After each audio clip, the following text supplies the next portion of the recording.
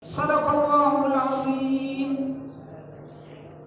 Bapak dan Ibu jamaah salat subhanahu wa ta'ala, segala puji hanya milik Allah subhanahu wa ta'ala atas segala bentuk limpahan karunia yang Allah telah berikan kepada kita. Allah begitu banyak memberikan kita nikmat Bapak dan Ibu. Nikmat yang Allah berikan kepada kita harus kita kaji, harus menerus kita renungkan, bahkan harus kita syukuri. Nikmat sehat, nikmat sempat yang Allah berikan harus kita gunakan untuk terus menerus meningkatkan iman dan takwa kita kepadanya. Salawat dan iringan salam semoga tetap tercurah kepada baginda Rasul sallallahu alaihi wasallam yang telah membawa perubahan kepada seluruh umat manusia. Dari jalan kegelapan dibawa kita menuju jalan kebenaran lewat ajaran yang dinamakan syariat Islam. Bapak dan Ibu, ketika Sayyidina Ali menantu baginda Rasul sallallahu alaihi wasallam berkata kepada seluruh umat Islam pada waktu itu, baginda Rasul sallallahu alaihi wasallam adalah orang yang paling istimewa. Bapak dan Ibu, cucuran keringat beliau begitu harum, bahkan lebih harum dari bau minyak kasturi. Ketika beliau dimandikan, yang memandikan adalah menantunya langsung Sayyidina Ali. Maka Sayyidina Ali mengatakan, sungguh keanehan yang terjadi ketika kami mandikan Rasulullah. Biasanya orang yang memandikan jenazah, yang membuat jenazah itu harum adalah air yang dicampur dengan minyak wangi atau bahkan di sana ada kapur barus. Namun ini terbalik, justru tubuh Rasulullah yang terkena air itu berubah jadi harum lantaran terkena keringat dan tetesan dari tubuh Rasulullah sallallahu alaihi wasallam. Luar biasa Bapak dan Ibu, baginda Rasul sallallahu alaihi wasallam. Kita yang tinggal di Lombok ini Bapak dan Ibu harus bersyukur yang lebih kepada Allah Subhanahu wa ta'ala. Karena di Lombok ini sungguh begitu banyak wali-wali Allah yang Allah lahirkan di bumi Lombok lewat ajaran Nahdlatul Wathon yang dibawa oleh Al-Ghafurullah Maulana Syekh. Organisasi Nahdlatul Wathon melahirkan orang-orang terbaik. Makanya pantas kalau di dalam salah satu wasiat Maulana Syekh beliau mengatakan apa?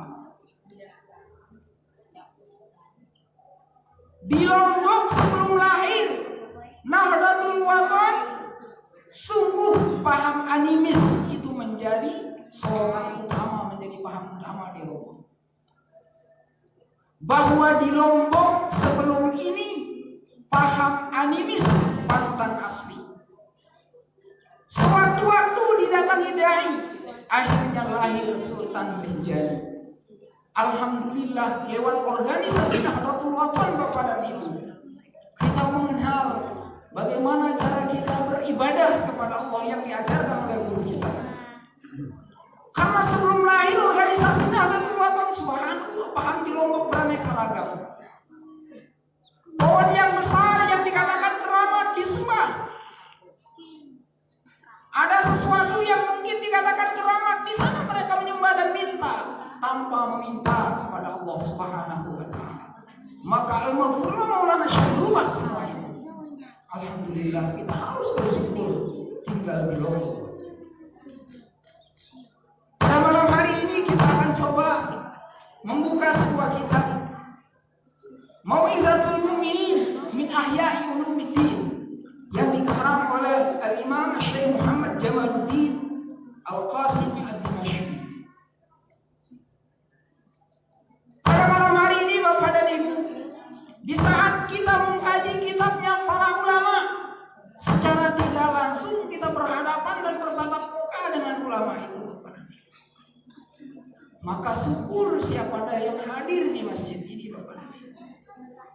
Siapa dah tunggu datangnya waktu sholat isya, padahal tadi sudah siapa dah mengerjakan sholat maghrib. itu adalah satu hal yang sangat istimewa buat kita. Jarang orang yang bisa melakukan kebaikan demi kebaikan. Maka sebagai orang yang beriman, yang mengharapkan ridha Allah Subhanahu wa taala, fa iza faragta fansab wa ila rabbika farghab. Ketika kita sudah menunaikan tanggung jawab kita kepada Allah, ketika sudah kita menunaikan tanggung jawab kita untuk mengerjakan sebuah urusan, maka kerjakan dengan baik urusan berikutnya. Jadi tidak ada istilah santai bagi orang yang beriman kepada Dia.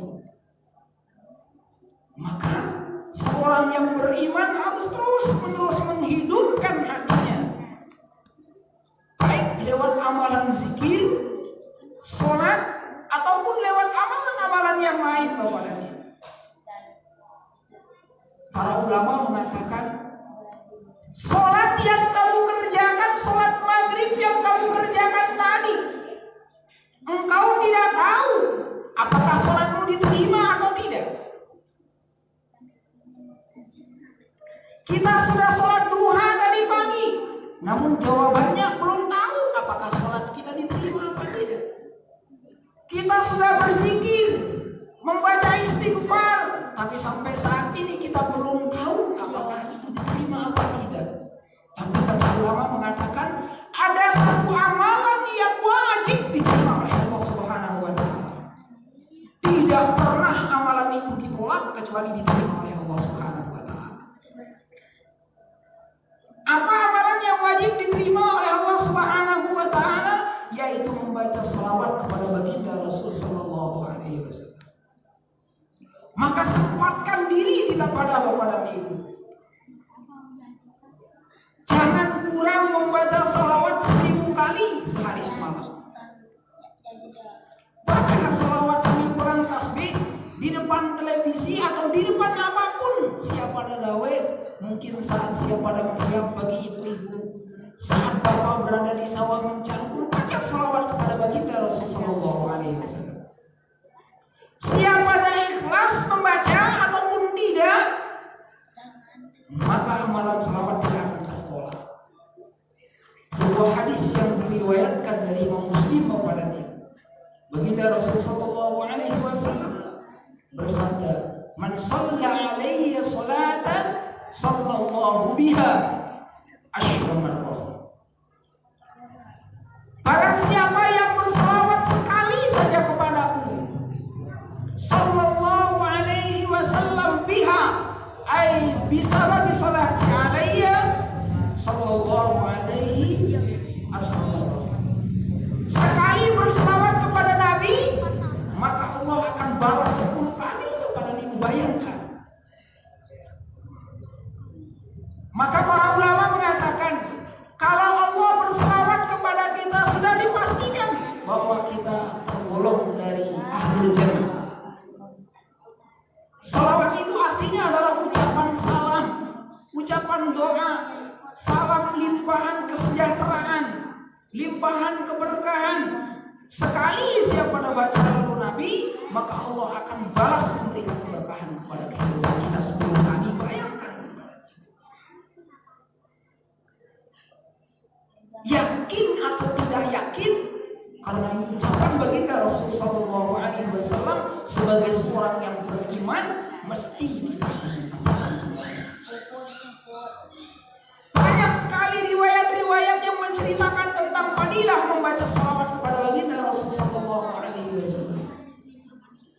Sampai di dalam hadis yang lain, beliau menuturkan, "Ma min ahadin." Nah, disebut kata ahadin. Ahadin itu kata ulama bimanal am, maknanya umum. Siapapun yang berselawat kepadaku, kata baginda Nabi, laki maupun perempuan, anak kecil maupun orang dewasa, sakit maupun sehat, ma min ahadin yusallimu alayya illa raddallahu ruhah hatta harudda alaihi salam. Siapapun yang berselawat dan salam kepadaku, pada saat itu Allah mengembalikan ruh kepada jasadku salam dari orang tersebut. Subhanallah, Nabi ternyata jawab salam kepada Ibu. Maka jangan segan-segan siapa pada berselawat kepada baginda Rasul sallallahu alaihi wasallam. Karena di dalam salawat itu banyak berkah yang kita dapatkan. Sekali lagi Bapak dan Ibu, amin de bau tu berselawat 1000 kali minimal 100 kali. No si belo-belo Bapak dan Ibu. Siapa baca tahlil token masjid malam Rabu la ilaha illallah butuh waktu 20 menit yang 1000. Maka sholawat sallallahu alaihi wasallam sallallahu ala Muhammad insyaallah cukup 10 menit siapa pada butuh waktu yang 1000. Sallallahu ala Muhammad sallallahu ala Muhammad sallallahu ala Muhammad. Sambil siapa dan niatan, namun niat yang paling utama semata-mata untuk mencari ridhonya Allah Subhanahu wa taala. Pada malam hari ini Bapak dan Ibu, itu bahas saya kajian. Itu jelasan lalu siapa tentang bayan syurutil batinah min a'malil qalbi ishtiratul husyu' wa hudurul qalbi. Penjelasan tentang syarat-syarat yang dilakukan oleh batin kita dalam melakukan amalan-amalan hati dan bagaimana syarat di dalam sholat itu agar kita bisa mendatangkan kehusyuan dan menghadirkan hati di dalam melakukan sholat itu sendiri. Sholat masih kandungannya Bapak. Bagaimana sholat kita mencapai kualitas di sisi Allah Subhanahu wa taala. Jangan sampai kita kerjakan sholat beratus-ratus rakaat dengan kuantitas yang begitu banyak namun kualitasnya kosong. Lalu bagaimana mendatangkan kualitas sholat agar sholat kita bisa lebih bermakna, agar sholat kita mampu hadir di hadapan kita setelah kita selesai melaksanakan sholat. Beliau mengajarkan kepada kita. I'lam anna adillata dzalika katsiratan min dzalika qauluhu ta'ala wa aqimis sholata li dzikri. Ketahuilah sesungguhnya kata beliau, dalil tentang bagaimana menghadirkan khusyuknya hati di dalam sholat begitu banyak. Memo cara tuh Bapak dan Ibu biar sholat kita berkualitas. Pertama kita harus paham apa itu sholat.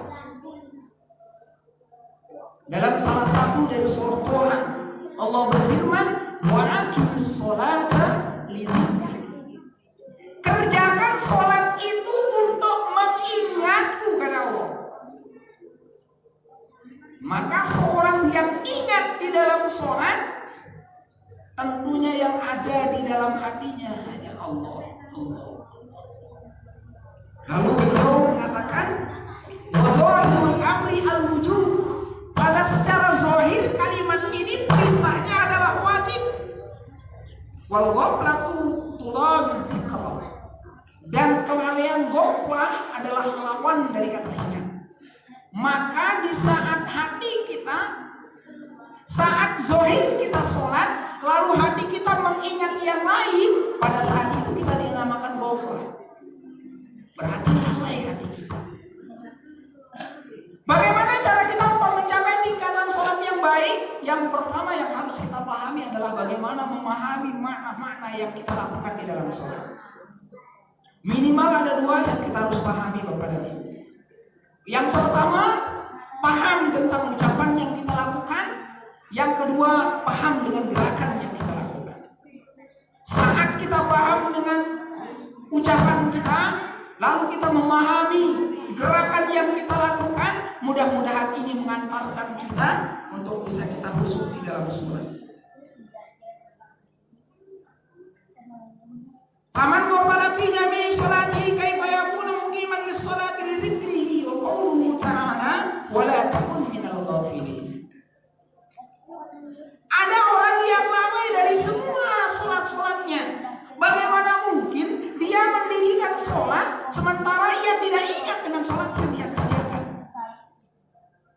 Makanya kata Al-Quran, jangan kamu termasuk orang-orang yang lalai di dalam melaksanakan sholat. Hatta ta'lamu ma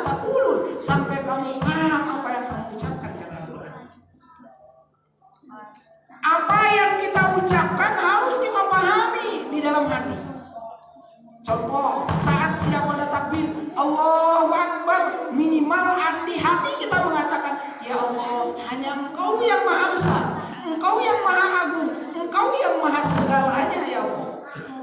Saat kita takbir, saat kita berdiri, kenapa harus tegak? Kenapa harus lurus menghadap atas? Coba bayangkan Bapak Ibu, betapa tunduknya seorang manusia kepada sesamanya. Amin tuh tele tentara sebelum latihan Bapak dan Ibu.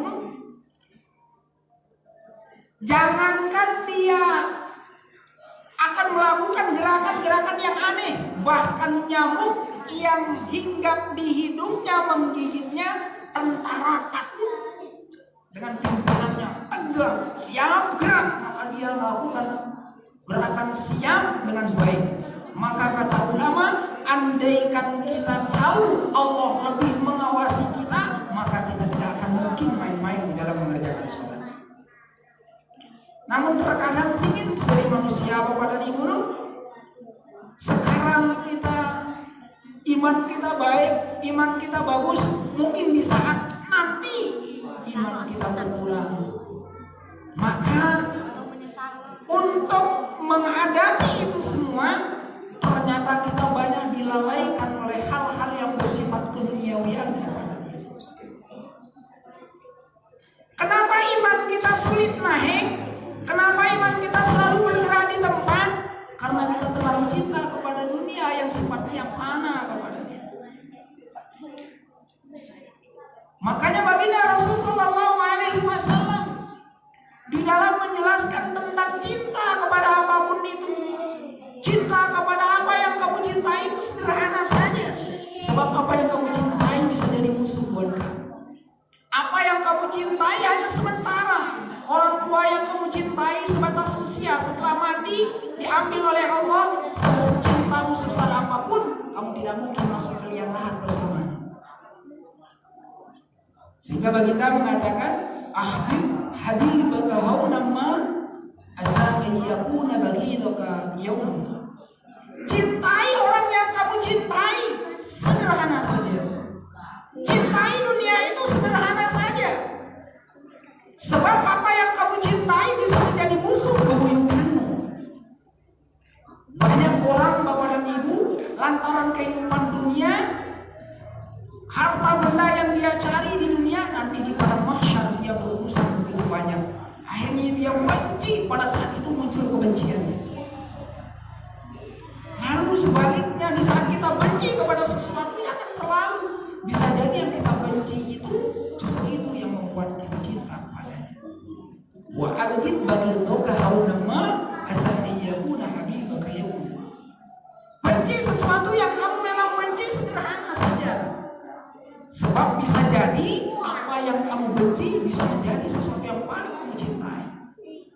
Maka Bapak dan Ibu, di dalam melaksanakan sholat, yang pertama konsepnya adalah hatta ta'lamu ma taqulun. Kita paham apa yang kita baca. Untuk menghadirkan hati ternyata memang sulit. Hari ini kita paham, mungkin hanya takbir yang kita pahami. Maka besoknya kita latih memahami suratul Fatihah. Besoknya kita latih bagaimana memahami bacaan ruku. Besoknya kita latih bagaimana memahami bacaan i'tidal. Bukankah sholat itu amalan yang setiap hari kita kerjakan?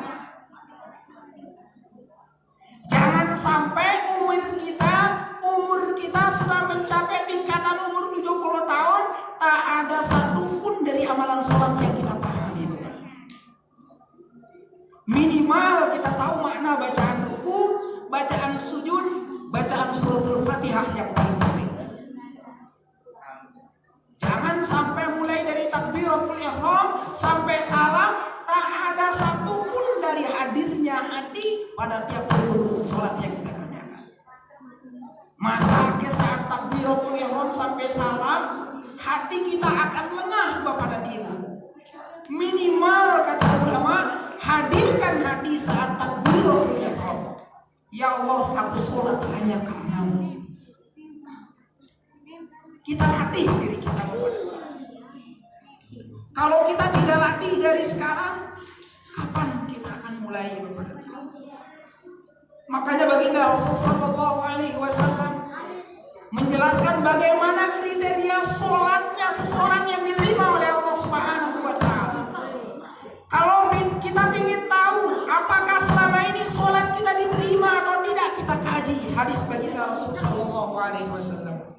Malam tanhahu sholatu anil fahsyai wal munkar lam yazdad minallah illa huda. Barang siapa yang sholatnya tidak mampu mencegahnya dari perbuatan keji dan mungkar, maka sudah dipastikan sholat itu tidak diterima oleh Allah Subhanahu wa Ta'ala. Dia tidak malah makin dekat dengan Allah, malah makin menjauh dengan Allah Subhanahu wa Ta'ala. Berarti ketika kita ingin tahu sebatas mana sholat kita diterima oleh Allah atau tidak, lihat mampu nggak kita cegah perbuatan-perbuatan buruk. Makanya sholat itu Bapak dan Ibu ada rukun qauli yang harus dilakukan oleh mulut. Baca Fatihah, baca sholawat Nabi, takbiratul ihram, itu kan semuanya rukun qauli. Hal yang harus kita jaga dalam diri kita adalah lisan kita. Mulut kita harus kita jaga tiap hari. Bukankah permusuhan itu dikarenakan karena ucapan-ucapan yang tidak baik? Itu meraos kepuluhan Bapak dan Ibu, muncul fitnah sana sini, akhirnya muncul permusuhan antar saudara dan lain sebagainya. Disebabkan karena lisan kita yang tidak bisa mengucapkan kata-kata yang baik.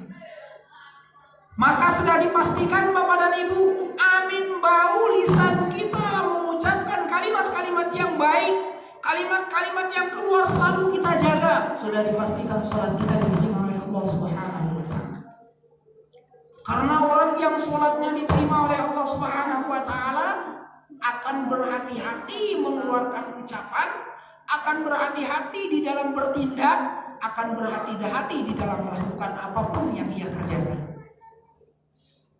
Maka kehati-hatian kita di dalam melakukan sesuatu menandakan sholat yang kita lakukan mudah-mudahan diterima dan dijawab oleh Allah Subhanahu. Mudah mengucapkan kepada Ibu, lalu ternyata sulit penerapan, sulit tuh gawe. Sholat itu sederhana, namun amalan-amalan sholat yang kita lakukan mendatangkan hal yang luar biasa. Siapa yang hadir di masjid ini Bapak dan Ibu, ini satu hal yang sangat istimewa. Sehingga baginda Rasulullah SAW mengatakan, "Iza ra'aitum ar-rajul," dikatakan di sana ar-rajul, nah dikatakan al-mar'a. "Iza ra'aitum ar-rajula ya'tadul masajida fashhadu lahu bil iman." Apabila engkau melihat seorang laki-laki, yang dimaksud laki-laki boleh saja dimaksud perempuan di dalamnya. Kalau kita belajar ilmu qawaid, ilmu nahwu, disebut laki-laki, masuk di sana perempuan.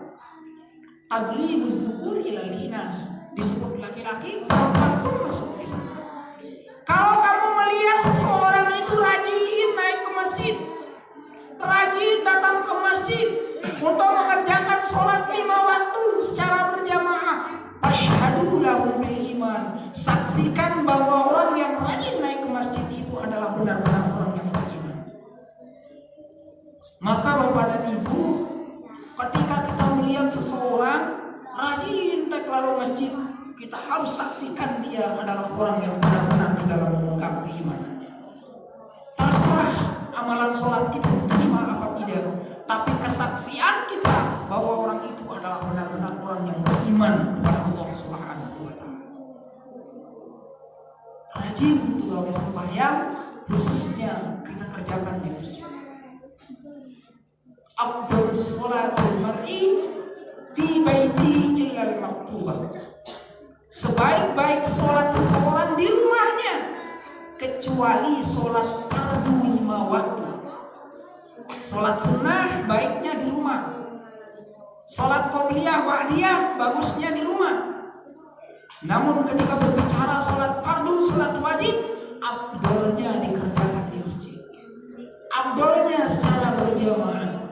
Sunat muakkad sangat dianjurkan dan didekankan untuk kita kerjakan secara berjamaah.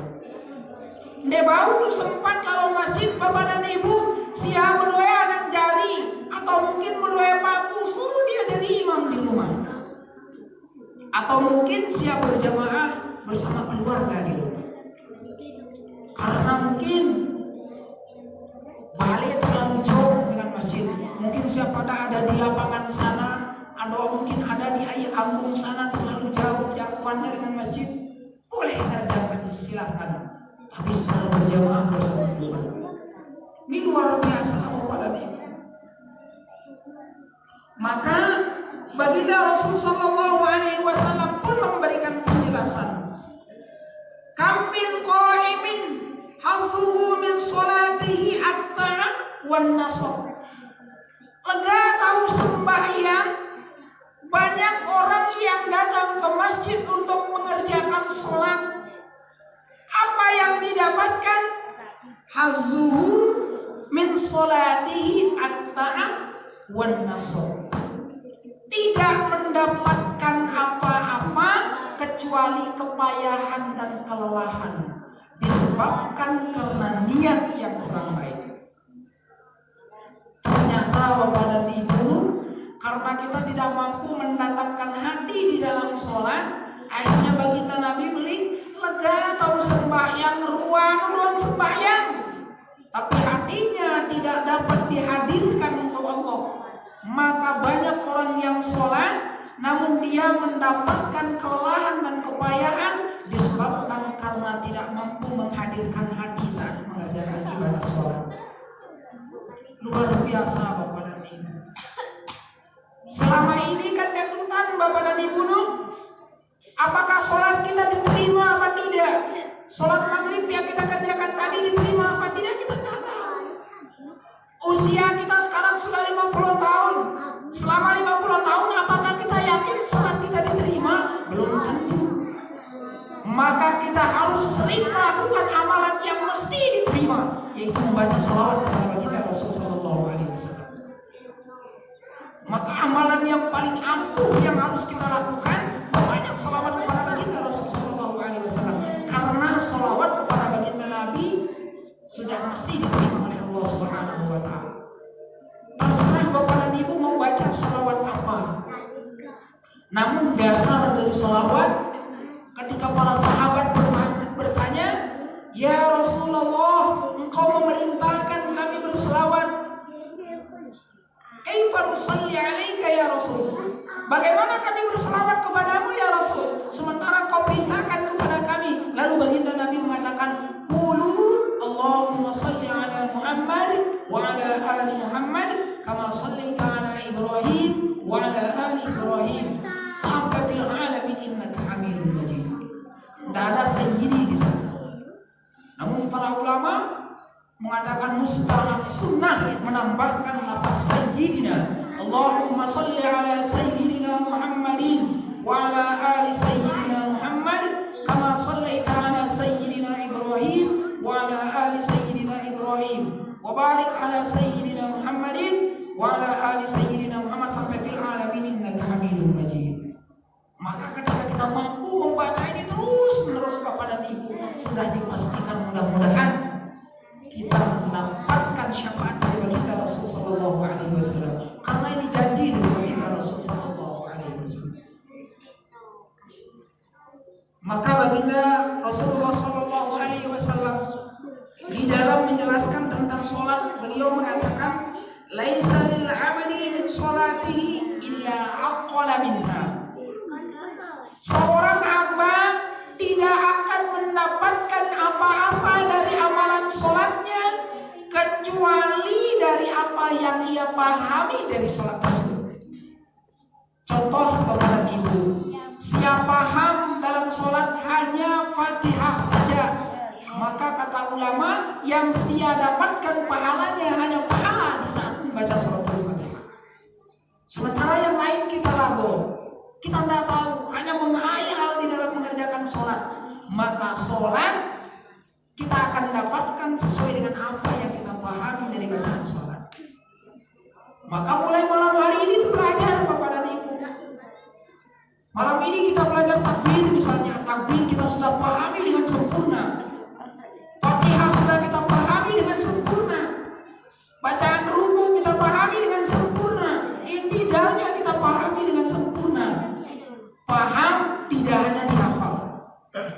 Tuh paham tidak sekedar menghafal, namun kita paham sepaham-pahamnya. Saat takbir, kenapa harus mengangkat tangan? Kenapa harus tangan diletakkan di atas dada atau di bawah dada atau di antara dada dan di atas pusar bawah dada? Kenapa harus diletakkan di situ?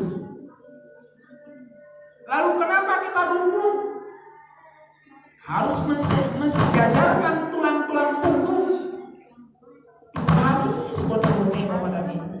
Mudah-mudahan dengan kita paham apapun yang kita lakukan dari amalan sholat kita selalu diterima oleh Allah Subhanahu wa Ta'ala. Bapak dan Ibu, sembahyang situ WHO mudah juga lalu ternyata setelah utama di dalam sholat, saat takbir begitu banyak godaan yang masuk di otak kita. Maka sebelum kita melaksanakan sholat, kata ulama, jangan lupa membaca ta'awuz. Bahkan jangan lupa membaca surah An-Nas, Qul a'udzu birabbin nas, malikin nas, sampai akhir. Kita berlindung kepada Allah. Mudah-mudahan dengan melakukan amalan-amalan yang diajarkan oleh para ulama, sholat kita termasuk sholat yang baik. Amalan sembahyang kita perlu jerah kepada diri. Siapa yang sakit maupun tidak, harus tetap kita mengerjakan sholat. Bahkan di saat kita lupa mengerjakan sholat, misal siapa ada kelolosan tunuk isya, maghrib siapa ada tunuk lolos sembahyang isya, lupa siapa ada kerjakan sholat isya, kapan siapa ada gawe? Man nasiya sholatahu, barang siapa yang lupa sholatnya, fal yusolli, maka ia harus sholat apabila ia ingat. Kalau kita lupa dengan sholat yang kita kerjakan, tuh lupa gawe mungkin karena memang lupa, sebab benar-benar lupa. Pian situ ingat ketika itu kita sholat. Misalnya kita lupa tadi mengerjakan sholat subuh, karena dulu kelolosan, terus kan sembahyang. Hari malam ini kita ingat, ya Allah, saya lupa sembahyang subuh di tanah. Ketika ingat langsung mengerjakan sholat subuh. Man nasiya sholatahu falyusalli idza dzakara. Barang siapa yang lupa dengan sholatnya, lupa igawe, karena lupa itu banyak sebabnya, ketiduran atau mungkin lupa karena mabuk dan lain sebagainya, falyusalli idza dzakara. Ketika dia ingat, seketika itu dia langsung mengerjakan sholat itu. Subhanallah dan Ibu, sisimin amalan sembahyang termasuk amalan yang paling pertama dihisab oleh Allah Subhanahu wa Ta'ala. Jangan sampai kita lalaikan sholat. Coba bayangkan Bapak dan Ibu, umur itu token dunia begitu terbatas. Kita tidak punya waktu kecuali hanya 3 waktu yang kita punya. Ad-dunya salah susah, bahwa dunia ini hanya ada 3 waktu di dalamnya. Sa'atun maghrib, wa sa'atun antabi, wa sa'atun la tadrikuhu amri. Yang pertama adalah waktu yang telah berlalu yang tidak mungkin engkau akan bisa capai lagi. Yang kedua, waktu yang engkau berada pada waktu itu.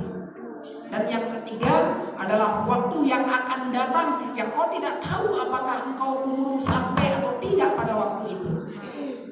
Maka yang jelas kita hanya punya 1 waktu, yaitu waktu di saat kita bisa menghembuskan nafas. pada waktu kita bisa menghembuskan nafas, saat itu perbanyak ingat kepada Allah Subhanahu wa taala, khususnya lewat amalan yang namanya sholat. Sholat adalah afdalul a'malil badan. Seabdol sebaik-baik dari amalan yang dilakukan oleh anggota badan kita adalah sholat. Maka perbanyak sholat kepadanya.